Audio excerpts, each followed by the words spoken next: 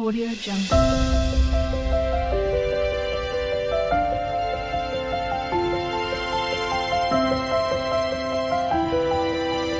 Audio Jungle. ಎಲ್ರಿಗೂ ಪ್ರೇಮ ವಿಲಾಗ್ಗೆ ಸ್ವಾಗತ. ಇವತ್ತು ನಾವು ಬದನೆಕಾಯಿ ಪಲ್ಯ ಮಾಡೋಣ.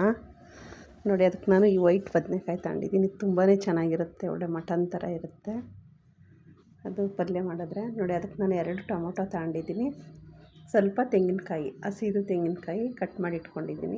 1 ಸ್ಪೂನು ಧನಿಯಾ ಪೌಡರು, ಸೋಂಪು ಸ್ವಲ್ಪ, ನೋಡಿ ಕೊತ್ತಂಬರಿ ಪುದೀನ ತೊಳೆದಿಟ್ಕೊಂಡಿದ್ದೀನಿ. ಸ್ವಲ್ಪ ಚಕ್ಕೆ ಮತ್ತು ಲವಂಗ, ಒಂದು 3 ಇಂಚು ಚಕ್ಕೆ, ಒಂದು 3 ಲವಂಗ ಸಾಕು. ಒಂದು 6 ಹಸಿಮೆಣಸಿಕಾಯಿ ತಗೊಂಡಿದ್ದೀನಿ. ಸ್ವಲ್ಪ ಹುಣಸೆಹಣ್ಣು, ಬದನೆಕಾಯಿ ಪಲ್ಯಕ್ಕೆ ಹುಣಸೆಹಣ್ಣು ಹಾಕಲೇಬೇಕು.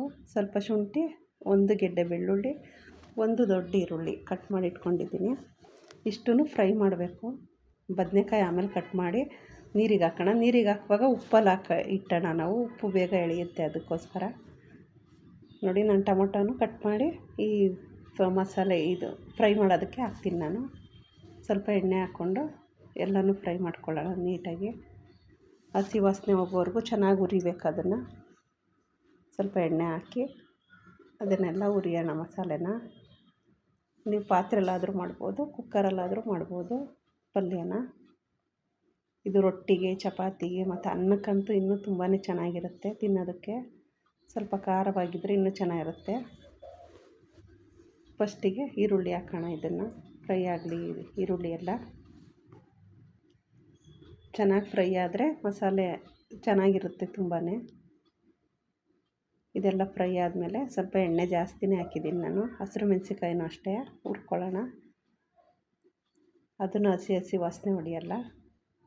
ಬೆಳ್ಳುಳ್ಳಿನೂ ಅಷ್ಟೇ, ನಾನು ಸಿಪ್ಪೆಯನ್ನು ತೆಗೆದಿಲ್ಲ, ಹಂಗೆ ಗೆಡ್ಡೆನ ಕೈಯಲ್ಲೇ ಇದು ಮಾಡಿಬಿಟ್ಟಿದ್ದೀನಿ. ಸಿಪ್ಪೆ ಬೆರೆಸಿಗೆ ಹಾಕ್ತೀನಿ. ಶುಂಠಿನೂ ಅಷ್ಟೇ ತೊಳೆದಿಟ್ಟಿದ್ದೆ, ಸ್ವಲ್ಪ ಶುಂಠಿ. ಚಕ್ಕೆ ಲವಂಗ ಯಾಕೆ ಅಂದರೆ ಅದು ಒಳ್ಳೆ ಪರಿಮಳ ಬರುತ್ತೆ, ತುಂಬಾ ಚೆನ್ನಾಗಿರುತ್ತೆ ಅದ್ರ ಮಸಾಲೆ, ಅದ್ರ ಘಮ ಬಂದರೆ. ನೋಡಿ, ಇದೆಲ್ಲ ಹುರ್ಕೊಂಡು ಕೆಲವೊಬ್ಬರು ಕಡಲೆ ಹಾಕ್ತಾರೆ, ನಾನು ಕಡಲೆ ಹಾಕ್ತಾಯಿಲ್ಲ, ಇಷ್ಟೇ ಸಾಕು. ಸೋಂಪು ಹಾಕೋಣ, ಅದನ್ನು ಫ್ರೈ ಆಗಲಿ ಚೆನ್ನಾಗಿ. ಇದೆಲ್ಲ ಚೆನ್ನಾಗಿ ಫ್ರೈ ಆದಮೇಲೆ ಲಾಸ್ಟಲ್ಲಿ ನಾನು ತೆಂಗಿನಕಾಯಿ ಹಾಕ್ತೀನಿ. ಧನಿಯಾ ಪೌಡರ್ ಲಾಸ್ಟಿಗೆ ಹಾಕೋಣ, ಇಲ್ಲಾಂದರೆ ಮಸಾಲೆ ಒತ್ತೋದಂಗೆ ಆಗುತ್ತೆ.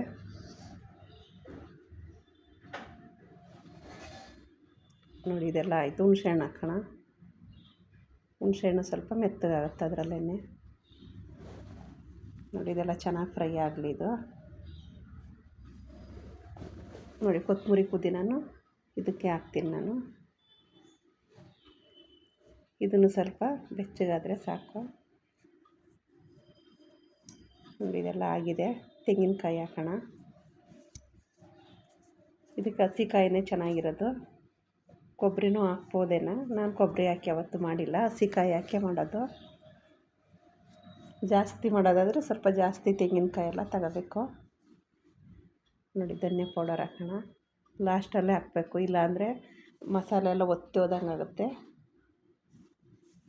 ಇದನ್ನು ಕೂಡ ಫ್ರೈ ಆಗಲಿ ಸ್ವಲ್ಪ. ನೀವು ಒಣಮೆಣ್ಸಿಕಾಯಿ ಕೂಡ ಹಾಕಿ ಮಾಡ್ಬೋದು. ನಾನಿಲ್ಲ ಹಸಿರು ಮೆಣಸಿಕಾಯಿ ತಗೊಂಡಿನಿ, ತುಂಬಾ ಚೆನ್ನಾಗಿರುತ್ತೆ ಅಂತ. ಮುಂಚೆ ಕಾಲದಲ್ಲೆಲ್ಲ ಅಜ್ಜಿ ಅವರೆಲ್ಲ ಮಾಡೋರು ಇದು ಪಲ್ಯಗಳ. ಇವಾಗ ಆ ಥರ ರುಚಿ ಬರೋದೇ ಇಲ್ಲ ಮುಂಚೆ ಥರ. ನೋಡಿ, ಅವಾಗ ಟೊಮೊಟೊ ಇಲ್ಲ ಏನಿಲ್ಲ, ಬರೀ ಹುಣಸೆಹಣ್ಣೆಲ್ಲ ಹಾಕಿ ಮಾಡ್ತಾಯಿದ್ರು. ಇದು ಟೊಮೊಟೊನೂ ಸ್ವಲ್ಪ ಬಿಸಿಯಲ್ಲೇ ತಾಗಲಿ ಸಾಕು. ನೋಡಿ, ಆರಿದೆ, ನಾನೆಲ್ಲ ಮಿಕ್ಸಿಗೆ ಹಾಕಿದ್ದೀನಿ. ಇದಕ್ಕೆ ನೀರು ಹಾಕೋದು ಬೇಡ, ಹಂಗೆ ರುಬ್ಕೊಳ್ಳೋಣ.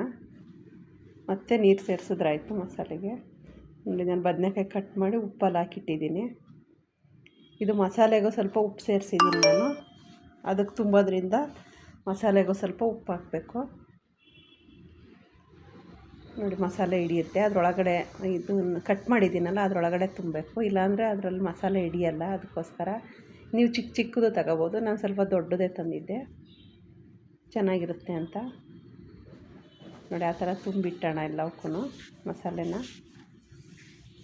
ಬದನೆಕಾಯಿಗೆಲ್ಲ ತುಂಬಿಬಿಟ್ಟು ಮತ್ತು ಉಳಿದಿರೋ ಮಸಾಲೆನ ಮತ್ತೆ ಅದಕ್ಕೆ ಹಾಕೋಣ. ನಾವು ಇದು ಮಾಡ್ತೀವಲ್ಲ ಅದಕ್ಕೆ ಹಾಕ್ಬಿಟ್ಟು ಎಲ್ಲ ಕ್ಲೀನಾಗಿ ಇದಕ್ಕೆ ನೋಡಿ, ತುಂಬಿದ್ರೆ ಮಸಾಲೆ ತುಂಬಾ ಚೆನ್ನಾಗಿರುತ್ತೆ, ಹಿಡಿಯುತ್ತೆ. ಅದಕ್ಕೋಸ್ಕರ ಈ ಬದನೇಕಾಯಿ ತುಂಬಾ ಚೆನ್ನಾಗಿರುತ್ತೆ. ಕೆಲವೊಂದು ಸಲ ಬರೋದಿದೆ, ಎಲ್ಲ ಟೈಮಲ್ಲೂ ಬರೋಲ್ಲ. ಇದು ತುಂಬ ಚೆನ್ನಾಗಿರುತ್ತೆ. ಒಳ್ಳೆ ಮಟನ್ ತಿಂದಂಗೆ ಆಗುತ್ತೆ ಇದನ್ನು ಬದನೇಕಾಯಿ. ಇದು ಸಾರು ಮಾಡ್ತಾರೆ, ಸಾರಿಗೆ ಹಾಕಿ ಅದಕ್ಕೂ ತುಂಬಾ ಚೆನ್ನಾಗಿರುತ್ತೆ. ಇದು ಎಳೆದು ತರಬೇಕು, ಬಲ್ತಿರೋದಾದರೆ ಚೆನ್ನಾಗಿರಲ್ಲ, ಬೀಜ ಇರುತ್ತೆ.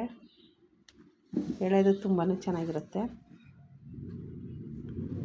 ಇದು ತುಂಬ ತರೋದು ನಮ್ಮ ಅಪ್ಪ ಅಲ್ಲಿ ನಮ್ಮೂರಲ್ಲಿ ಪಕ್ಕದಲ್ಲಿ ಬೆಳೆಯೋರು, ಅವ್ರು ಹೊಲದಲ್ಲಿ ಕಿತ್ಕೊಂಡು ಬರೋದು ಯಾವಾಗ್ಲೂ ಊರಲ್ಲಿ. ನೋಡಿ, ಕುಕ್ಕರ್ ಇಟ್ಕೊಳ್ಳೋಣ. ನೀವು ಪಾತ್ರೆಯಲ್ಲೂ ಹಂಗೆ ಮುಚ್ಚಳ ಮುಚ್ಚಿ ಸಣ್ಣ ಊರಿಲಿ ಮಾಡ್ಬೋದು. ನಾನು ಕುಕ್ಕರಲ್ಲೇ ಒಂದು ವಿಷಲ್ ಆದರೆ ಸಾಕು. ಕುಕ್ಕರ್ ಇಡ್ತಾಯಿದ್ದೀನಿ. ಸ್ವಲ್ಪ ಎಣ್ಣೆ ಜಾಸ್ತಿ ಹಾಕ್ಬೇಕು ಇದಕ್ಕೆ. ಎಣ್ಣೆ ಬದನೇಕಾಯಿ ಥರನೇ ಬರುತ್ತೆ, ಎಣ್ಣೆ ಬದನೇಕಾಯಿ ಥರನೇ ಆಗುತ್ತೆ ಇದು ಮಸಾಲೆ. ಸಣ್ಣ ಇರೋದ್ರಿಂದ ಬದನೇಕಾಯಿ ಸ್ವಲ್ಪ ದಪ್ಪ ಇರೋದ್ರಿಂದ ಮಸಾಲೆಯನ್ನು ಕಮ್ಮಿನೇ ಮಾಡಿದ್ದೀನಿ. 4 ನಾನು ಮಾಡಿರೋದು.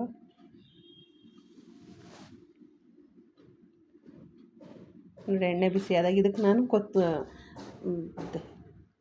ಬರೀ ಈರುಳ್ಳಿ ಹಾಕ್ತಾಯಿದ್ದೀನಿ. ಕರ್ಬೇವಿನ ಸೊಪ್ಪು ಮತ್ತು ಸಾಸಿವೆ ಏನು ಬೇಡ ಒಗ್ಗರಣೆಗೆ, ಬರೀ ಈರುಳ್ಳಿ ಮಾತ್ರ ಸಾಕು. ಈರುಳ್ಳಿ ನೋಡಿ, ಕೊತ್ತಂಬರಿ ಸೊಪ್ಪು ಹಾಕ್ತಾಯಿದ್ದೀನಿ, ಅದನ್ನು ಫ್ರೈ ಆಗಲಿ. ಬೇರೆ ಏನೂ ಹಾಕ್ತಾಯಿಲ್ಲ ಇದಕ್ಕೆ ನಾನು. ಎಲ್ಲ ಮಸಾಲೆಗೆ ರುಬ್ಬಿದ್ದೀವಲ್ಲ ನೋಡಿ, ತುಂಬಿಟ್ಕೊಂಡಿದ್ವಲ್ಲ, ಇದನ್ನು ಒಂದೊಂದೇ ಇಟ್ಟೋಣ.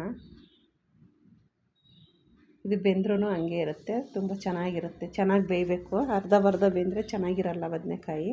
ಹಸಿ ಇದ್ದರೆ ತಿನ್ನೋಕ್ಕಾಗಲ್ಲ. ನೋಡಿ, ಮಸಾಲೆ ಎಲ್ಲ ಅದಕ್ಕೆ ಹಾಕೋಣ. ಸ್ವಲ್ಪ ನೀರು ಹಾಕಿದ್ರೆ ಸಾಕು, ತುಂಬ ನೀರು ಮಾಡೋದು ಬೇಡ. ಇದು ಗಟ್ಟಿನೇ ಇರಲಿ, ತುಂಬ ಸಣ್ಣಕ್ಕೂ ರುಬ್ಬಿಲ್ಲ, ಸ್ವಲ್ಪ ಒಂಚೂರು ತರ್ತರಿ ಇದೆ ಮಸಾಲೆ.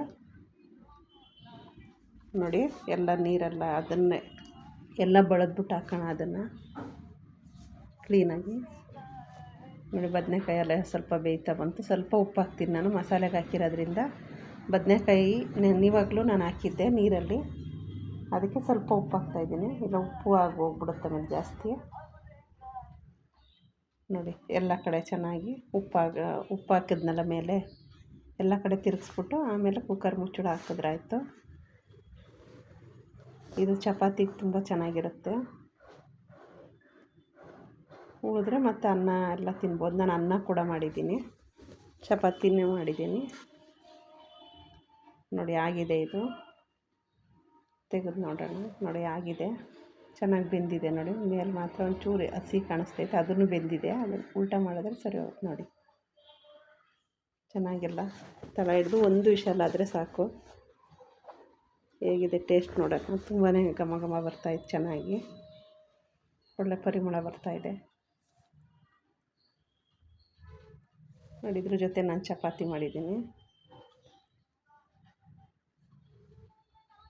ತುಂಬ ಚೆನ್ನಾಗಿರುತ್ತೆ. ನೀವು ಮನೇಲಿ ಮಾಡಿ. ನಾನು ಹೇಗಿದೆ ಅಂತ ಟೇಸ್ಟ್ ನೋಡ್ತೀನಿ. ತುಂಬಾ ಚೆನ್ನಾಗಿದೆ ಟೇಸ್ಟು. ನೀವು ಒಂದು ಸಲ ನೋಡಿ, ಎಷ್ಟು ಚೆನ್ನಾಗಿ ಬೆಂದಿದೆ, ಮೆತ್ತಗಿದೆ. ನೀವು ಒಂದು ಸಲ ಮನೇಲಿ ಟ್ರೈ ಮಾಡಿ, ಹೇಗಿತ್ತು ಅಂತ ತಿಳಿಸ್ರಿ. ಫುಲ್ ವೀಡಿಯೋ ವಾಚ್ ಮಾಡಿ. ಎಲ್ರಿಗೂ ಬಾಯ್. ಒಂದು ಲೈಕ್ ಸಬ್ಸ್ಕ್ರೈಬ್ ಮಾಡೋದು ಮಾತ್ರ ಮರಿಬೇಡಿ. ಎಲ್ರಿಗೂ ಬಾಯ್.